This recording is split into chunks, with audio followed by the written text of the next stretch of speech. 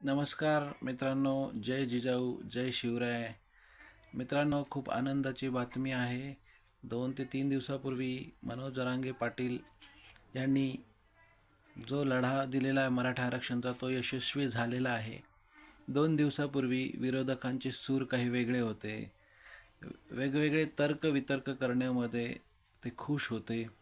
पण त्यांना आता 2 दिवसानंतर समजलेलं आहे की मागच्या मार्गाने मराठा जे समाज आहे, ज्यांचे ऑलरेडी OBC आहे, सर्टिफिकेट मिळणे फक्त बाकी आहे, त्या सर्वांना OBCमध्ये सामावून घेण्यात आलेलं आहे. आणि तसा कायदा पण पारित झालेला आहे.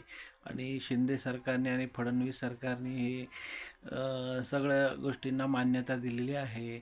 आणि मग काही लोकांना या गोष्टीचा म्हणजे 2 दिवसापूर्वी असं वाटलं की हे काही टिकणार नाही, कायदा काही होणार नाही.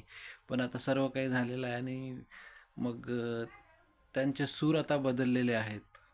त्यांच्या बोलण्यामध्ये बरंच नरमपणा आलेला आहे.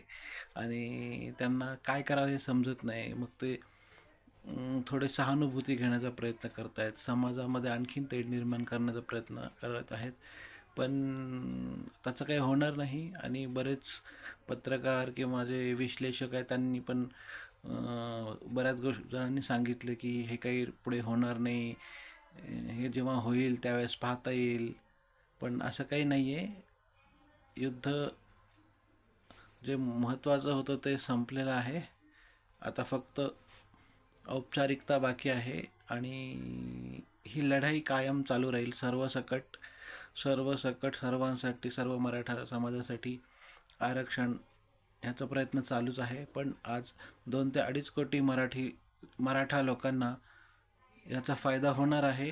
त्यामुळे ही लढाई जिंकल्यातच जमा आहे.